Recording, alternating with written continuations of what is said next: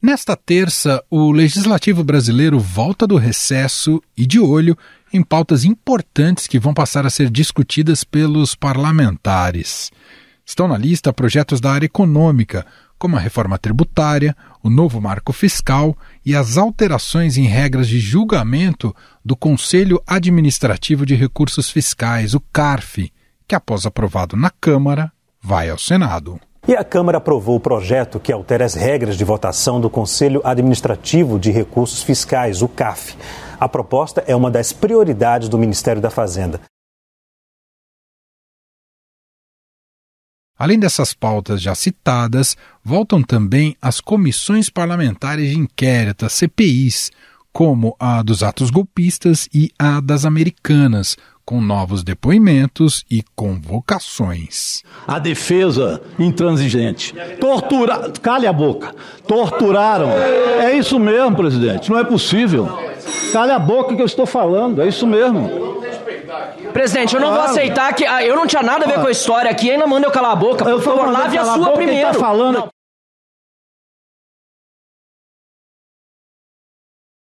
E já está agendada para amanhã a instalação de uma comissão especial que vai analisar a PEC que anistia partidos políticos por prestação de conta irregular e descumprimento de cota para mulheres e negros nas últimas eleições.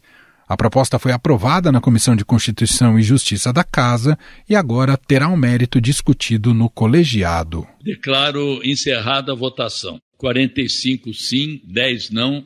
Aprovado o parecer de admissibilidade da PEC 9.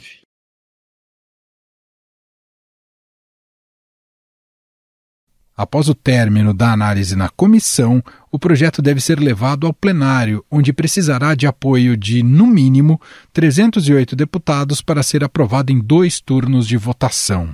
Também podem ser levados à votação neste segundo semestre projetos enviados pelo governo durante o recesso.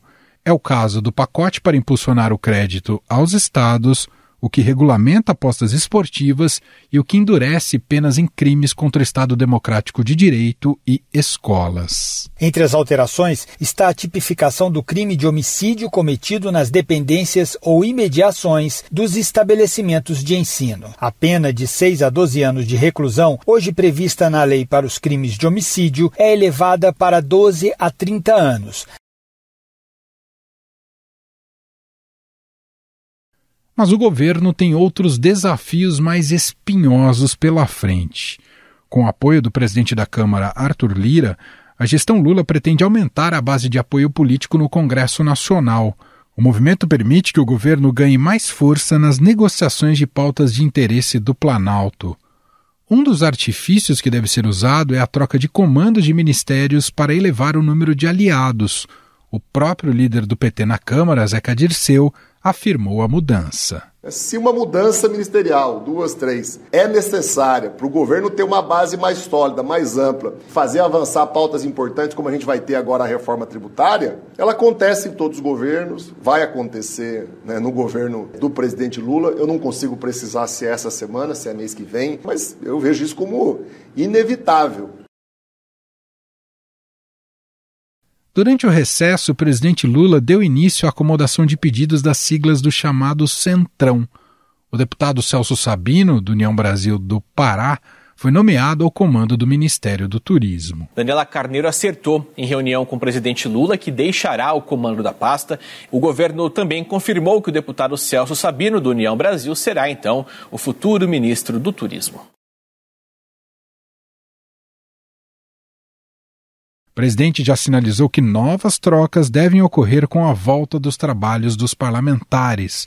Tudo isso para que o governo consiga aprovar pautas importantes, principalmente na área econômica. Isso me dá muita tranquilidade, né, de saber que nós vamos concluir esse semestre, né, quem sabe com a Câmara dos Deputados tendo se manifestado a respeito das 2 matérias e o Senado, pelo menos, em termos da questão do marco fiscal. O arcabouço fiscal é um projeto vital para os planos do ministro da Fazenda, Fernando Haddad, e uma aprovação desidratada tem o potencial de exigir um ajuste de rota para a equipe econômica. Outra pauta importante para Haddad é o PL do CARF, que está nas mãos dos senadores. O voto de Minerva pró-União em julgamentos tributários pode dar 50 bilhões de reais ao Tesouro, montante considerado fundamental para o ministro da Fazenda cumprir a promessa de déficit fiscal zero no ano que vem. CARF, marco fiscal e reforma tributária são essenciais para o Brasil dar um passo na direção correta. São projetos estruturantes que vão, inclusive, ajudar a fechar o orçamento com resultados fiscais consistentes, o que vai permitir equilibrar a política monetária que está descalibrada. E nós vamos tomar as medidas para ajustar isso e fazer o país voltar a crescer. Além disso, a articulação política do governo vai se dedicar no Senado a aprovar a reforma tributária, enxugando o que vê como excessos chancelados pela Câmara. Afinal, como o governo pretende ampliar sua base no Congresso? Ministérios mais estratégicos podem ser rifados nessa negociação? Sobre o assunto, vamos conversar com o cientista político e coordenador do blog e podcast legislativo do Estadão, Humberto Dantas. Está aqui com a gente, Dantas, tudo bem? Seja bem-vindo mais uma vez. Muito bom, muito obrigado. Sempre uma alegria estar com vocês. Falando dessa volta, desse recesso informal, na verdade é na volta do Cruzeiro do Wesley Safadão, né? Aí termina o Cruzeiro, a gente volta a levar o país a sério, né? Espero que não com muita safadeza, né, Dantas? Fica por sua conta, né, Emanuel? Fica no nosso sonho, né? Fica no plano das ideias. Vamos que vamos. Bom, há uma grande expectativa, Dantas, para ver como o governo pode ampliar a sua base no Congresso Nacional agora com esse retorno. E claro que isso passa pela já tão falada reforma ministerial que até aqui só abrigou o Celso Sabino no turismo, na pasta do turismo. Queria começar te perguntando, você acredita que o cabo de força, neste momento, está em como o governo pode dar conta da fome do PP e do Republicanos, e isso sem corromper com as pastas que o Lula considera estratégicas? É aí que está o nó da questão? Esse é o nó da questão e existem os nós satélites. É um conjunto expressivo de nós. É uma lógica um pouco, Manuel, associada à ideia de tentar jogar xadrez em mais de um tabuleiro ao mesmo tempo. Parece aqueles torneios que os grandes mestres entram no ginásio e tem 30 tabuleiros ali. Estou parafraseando uma querida professora amiga, Patrícia Tavares, com quem eu estive na semana passada e gosta dessa alegoria, dessa metáfora, para explicar a complexidade de decisões no universo público. O que o governo quer? Quer atrair progressistas e republicanos para dentro da base, mesmo que informalmente, republicanos aparentemente mais fácil, se bem que tem que resolver o problema Tarcísio de Freitas, que o Tarcísio não quer ser de um partido da base do governo, que o republicano sabe que pode ser benéfico. E o Tarcísio está olhando lá para 2026, para fazer um bom governo, para se capacitar, né, caso o Bolsonaro, confirmado fora das eleições, ele seja uma das alternativas. Então é interessante que a gente tem que olhar para a eleição de 24, para a eleição de 2026 e para a agenda atual para a tentativa de resgate dessas figuras. Então o Republicanos, em tese, estaria mais fácil.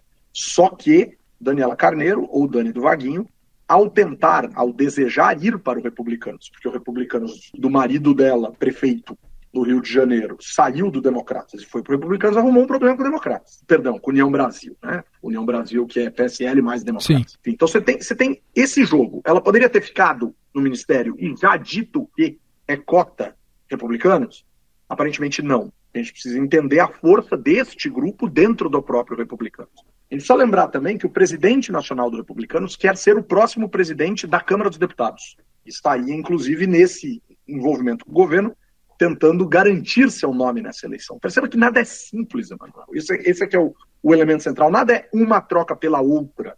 É a famosa lógica clientelista. São várias trocas encadeadas. Uma leva a outra. O União não entregou até agora o tamanho que o governo lhe deu dentro do governo, mas prometeu que se colocasse Celso Sabino no lugar e ganhasse algumas empresas públicas ligadas a esses ministérios, poderia entregar pelo menos 2/3 dos votos que tem. Por que 2/3? Porque o outro terço do partido é um bolsonarismo mais raiz, que não havia saído do PSL, ou que estava no União Brasil, enfim, desses partidos um pouco mais à direita. Então não conseguiria entregar tudo. Tudo não vai ter. Então esse é o ponto. E aí o Progressistas. Progressistas está com uma lógica de um pouco mais de racionalidade do que o PL. O Ciro Nogueira, presidente do Progressistas, disse: eu não vou punir, não vou tirar mandato, não vou expulsar, não vou nada quem apoiar esse governo. Mas eu vou lançar um roteiro de temas mínimos, que esses a gente não abre mão. Muito provavelmente ligados ao universo agro, muito provavelmente ligado ao universo de uma pauta mais conservadora, porque o partido se diz o partido conservador e um partido que olha para o agro. Então, economia um pouco mais liberal, agro, interesse do mundo agro e agenda conservadora, o Progressistas vai ter uma cartilha. Saiu disso, pode aderir o governo que não tem problema, e aí é questão de ver se vai ter ministério ou não, sendo que é muito provável que num primeiro momento, o Progressistas diga, esse ministro não é nosso, é da cota pessoal do presidente. Tem uma conta de chegada importante aí, Emanuel, e isso pode significar mudanças nos ministérios, né, inclusive com algumas perdas para o universo da esquerda, que está muito maior do que significa dentro do Congresso. Então Lula sabia que ia ter essa perda, o Vitor Oliveira mesmo fala no nosso podcast, sempre, fala assim, esse é o governo que veio escrito embaixo, uma reforma ministerial ocorrerá no primeiro ano, ponto, e vai acontecer.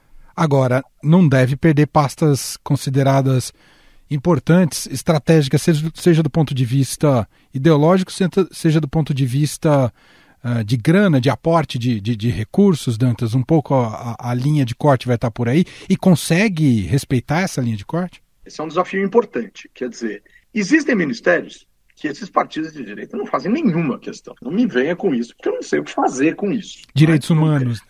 Não tenho roupa para ir nessa festa, né? E essa festa não vai ser uma festa que servem as coisas mais legais, aquelas que eu gosto de comer, então, né, não rola. Por isso que alguns certos ministérios entraram numa alça de mira mais concreta da direita, assim, principalmente, por exemplo, saúde. Saúde é um ministério bilionário, é gigantesco, mas o Lula disse, a ministra Anísia fica. Interessante.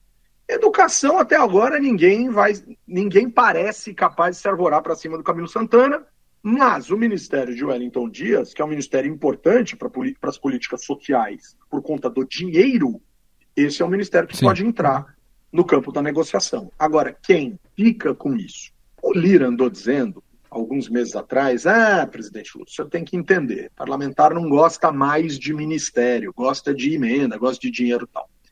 Ele só diz isso porque ele não controla ministério, ele controla o dinheiro. Agora, é verdade também que existe um padrão um pouco diferente. O ministério talvez para alguns já não seja mais tão interessante e esse dinheiro talvez valha muito a pena. O Lira, ele tem uma mente, um olhar aguçado para o dinheiro. Ele gosta de dinheiro. Quem não gosta, né? Mas ele gosta muito. É só a gente olhar para esse escândalo recente da semana passada que o Estadão deflagrou, né? História da distribuição dos royalties para a cidade que não tem royalties, ele recebeu.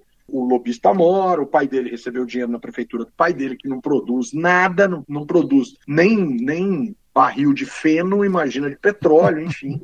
E aí, meu amigo, vamos ver o que vai acontecer. Mas que tá difícil, tá. E que o Lira tem uma sede um pouco maior. O Lira, Manuel, sabe que o tempo dele está passando. Ele fica onde ele está até fevereiro de 2025. Você pode dizer, nossa, Dantas, mas é muito tempo. Sim, mas ano que vem, ali por abril, maio, o Congresso para. Só volta em novembro, por conta das eleições municipais. Tem um peso imenso dentro daquela regra. Claro. Vamos ver o que acontece. E ano que vem vai ter uma batalha ideológica em torno das eleições municipais, que é outro ponto importante para esse jogo de xadrez. Bom, por falar nessa articulação, o Lula, numa entrevista recente, chegou a declarar que o centrão não existe.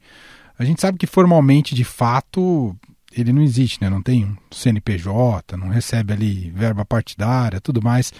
Mas sabemos também, Dantas, que essa massa, digamos, vou usar o termo aqui, não sei se é o mais correto, essa massa independente ocupa um papel decisivo na definição dos rumos da casa já há algum tempo. E o Lula também não é ingênuo, provavelmente ele sabe disso. Queria te perguntar se essa declaração do Lula tem mais a ver com a questão de empoderar os líderes partidários e minar um pouco o poder do Arthur Lira. Ele disse, né? Eu não negocio com o centrão, eu negocio com partidos políticos. Isso é o que a ciência política vem dizendo que acontece dentro deste coletivo, sobretudo deste de 513 deputados federais, há décadas. Né? E o cientista político raiz, aquele cientista político mais formalzão, tal, odeia o termo centrão. Isso aí não existe, é o que você acabou de dizer, isso aí não tem, isso aí você não sabe quem é quem, o que acontece, como negocia, onde se encontra, onde vai, onde fica, se está no porão, se está no sótão, você não sabe onde existe isso. né? Usando o podcast que eu apresento aí no Estadão, a Graziela Testa fala isso direto, ela fala assim, Centrão não consta. Ela foi para a Argentina agora, no principal congresso de ciência política, falar sobre o Centrão. Você vai dizendo, cara, o Centrão não consta, né? Prazer, não consta. Né? Então a gente precisa olhar para isso com atenção. Ao então dizer o Centrão não consta, como é que se elegeu o Eduardo Cunha? Como é que se elegeu o Arthur Lira? Esses dois são talvez os dois emblemas mais expressivos do Centrão. É diferente, por exemplo, de como é que se elegeu o Severino Cavalcante. Ali era o baixo clero. O baixo clero e Centrão, eles interagem, mas eles não respondem por... Não é sinônimo. Definitivamente não é. Mas o Centrão consegue capturar uma parte expressiva do baixo clero e fazer valer aquela história toda. Então, a gente precisa observar, Emanuel, de fato, o que está sendo operado por Arthur Lira e o que era operado por Eduardo Cunha. Por Eduardo Cunha a gente ficou sabendo, apesar da justiça matar algumas condenações, a gente sabe bem o que ele operava para ter os deputados com ele. E a gente precisa ver onde isso nasce. Isso nasce lá no governo Sarney com distribuição de concessão de rádio e TV pela CN, por exemplo. É uma das interpretações para o nascimento desse grupo pluripartidário que tem interesses específicos e pontuais nos recursos disponíveis do Executivo para brindar apoio legislativo. O próprio mensalão é um baita de um emblema interessante de capacidade extraordinária de sustentar o Centrão. Porque eu não pagava mensalão para a esquerda, eu pagava mensalão para a direita. Sim. Né? Então eu cooptava quem estava longe, trazendo essas pessoas com recursos extras. É desse mundo que a gente está falando, é desse universo que a gente está falando. E eu vou tirar a corrupção de lado só para dizer, são pessoas que talvez façam contas num plano mais individual, de um mandato mais assistencialista ou de um mandato mais pontualizado junto ao seu eleitor ou junto aos seus currais eleitorais. O Bruno Araújo, quando presidiu o PSDB, falou várias vezes, falou assim, as emendas impositivas e o orçamento secreto enfraquecem a figura do líder partidário. Porque ele não tem mais como fazer o dinheiro chegar a partir do apoio ao executivo. Eu já tenho minhas emendas impositivas. Eu tenho emendas secretas que ninguém sabe o que eu consegui falar com o presidente na época. Agora tem essas emendas PIX, essas coisas. Então, esse tipo de coisa é que vai minando a força do líder partidário que acaba se concentrando em outro universo. O Lula talvez esteja tentando resgatar a tradição disso com o governo dele. Bom, até aqui andou muito a agenda econômica. Ela ainda vai ter muitos desafios pela frente, né, Dantas? Listando aqui talvez as mais essenciais. A gente tem arcabouço fiscal na Câmara, né, que voltou do Senado. Tem a LDO, que o governo precisa mandar para o Congresso, e é fundamental. Tem a reforma tributária no Senado, vai para lá. Tem CARF no Senado, entre outros pontos. Até o Lira chegou a falar em reforma administrativa. Muita gente fez balanços muito positivos do que andou da agenda econômica até esse meio do ano. Olhando para até o fim de 2023, tudo isso precisa ser concluído. E já é uma série de penduricalhos, jabutis, estão criando exceções, enfim, para aquilo que o governo precisa, né? Aquilo que ele se comprometeu, né? Zerar déficit público. Como é que vai conseguir fechar essa conta? Vai depender mais de quem? É do próprio Lira mesmo, Dantas? Ou é do Haddad, que tem se revelado um bom articulador, ou do presidente Lula? Então, acho que um pouco de cada um. O Haddad foi escolhido numa pesquisa divulgada semana passada do Congresso em Foco por aqueles um pouco mais de 60 parlamentares que eles consideram as maiores lideranças dentro do Congresso Nacional. Ele foi escolhido o melhor ministro, o ministro que está se saindo melhor, o tal mercado, que a gente não sabe lá dizer exatamente o que é, né, e quem significa, quem representa, mas atores do mercado financeiro, do mercado econômico, do mercado real, etc. Tem falado bem do Haddad. O Haddad não articula bem sozinho, eu acho que isso é muito importante. O triângulo Haddad, Simone Tebet e Geraldo Alckmin é muito importante para esse governo. Porque esse, para mim, é o triângulo de sinalização de uma política mais conservadora do ponto de vista econômico, que é necessária para conter alguns arroubos da esquerda que não terão espaço nesse governo por conta do Congresso Nacional. Então, acho que esse triângulo, se ele estiver funcionando bem, o governo está bem em relação a determinados setores da lógica econômica. Enquanto esse triângulo estiver bem. Agora, suponhamos que a Simone Tebet falasse assim, essa coisa do Pokémon goela abaixo, para mim é impossível e eu estou pedindo as contas, eu ficaria preocupado. Então, assim, Simone Tebet, Geraldo Alckmin e Fernando Haddad formam o triângulo da sustentabilidade do governo em diálogo com determinados setores da sociedade. Setores esses que ou votaram em Lula desconfiado ou votaram em Bolsonaro. Aí seja desconfiado ou por convicção. Lula tem um problema verborrágico grave, associado ao fato de que o que ele fala, ele não assina. Serei o presidente da pacificação do país. Não é pacificador. Né? Não se usam as palavras que ele usa para qualificar a oposição se dizendo pacificador. E é do universo dele.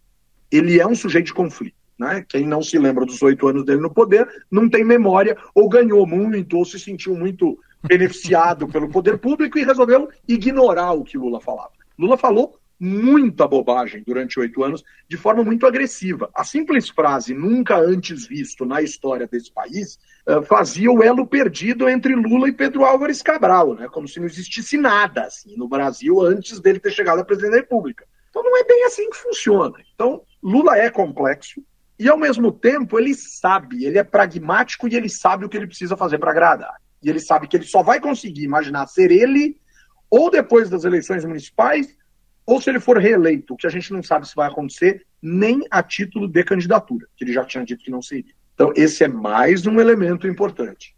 E tem Arthur Lira simplesmente por ser o presidente da Câmara e por controlar recursos extraordinários. Então, esse triângulo, e um desses triângulos é um triângulo, né, quer dizer, que é o Haddad, Simone Tebet e Geraldo Alckmin, eu acho que esses são os personagens que a gente precisa prestar atenção. Não sem olhar para o Rodrigo Pacheco, que é mais discreto, mas é tão político quanto qualquer um outro que está nesse jogo. E atrás de Rodrigo Pacheco, o PSD, e atrás do PSD Gilberto Kassab, né, que tem um pé em São Paulo, um pé em Brasília, e a gente precisa enxergar esses elementos e como eles jogam. Só para colher uma última análise sua, será instalada já nesse retorno dos trabalhos após o recesso, uma comissão especial que vai analisar a PEC, que pode dar justamente, como é que chama? Anistia, me fugiu a palavra, perdão, dar anistia aos partidos que não cumpriram a cota de gênero ou de raça nas eleições. Queria te ouvir sobre esse movimento no Congresso. Esse é o tipo de pauta que vai unir gregos e troianos, Dantas? A anistia é um esbulho, é um assalto moral, é uma foice girando no escuro e decepando a moralidade da sociedade, com todo respeito. E não é porque eu quero, é porque assim, combinou-se uma regra, estabeleceu-se uma regra, votou-se uma regra e está se falando em anistia a essa regra. Quer dizer, é a ética da malandragem. Isso é dizer, aquele momento a gente fez e a gente não conseguiu fazer e agora a gente diz que não precisa fazer. Dom Pedro II, no fim do Império, assinou uma regra que dizia assim, esta lei diz que a partir de agora todas as leis anteriores valem.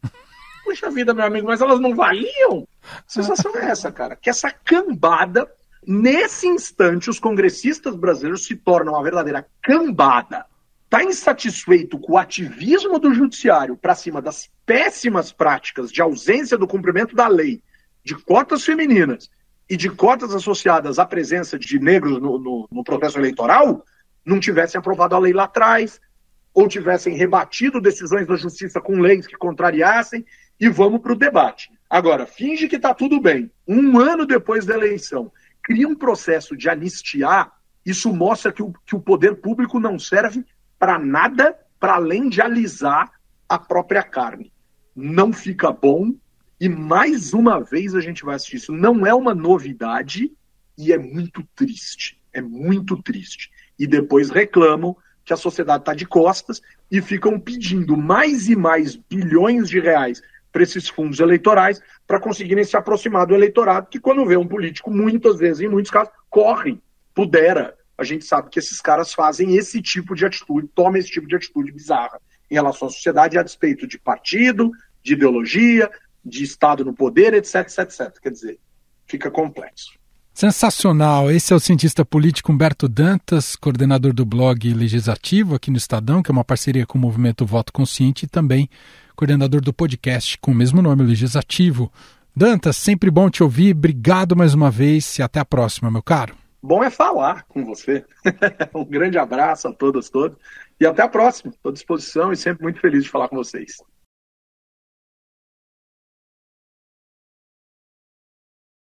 Estadão Notícias. Este foi o Estadão Notícias de hoje, terça-feira, 1º de agosto de 2023. A apresentação foi minha, Emanuel Bonfim.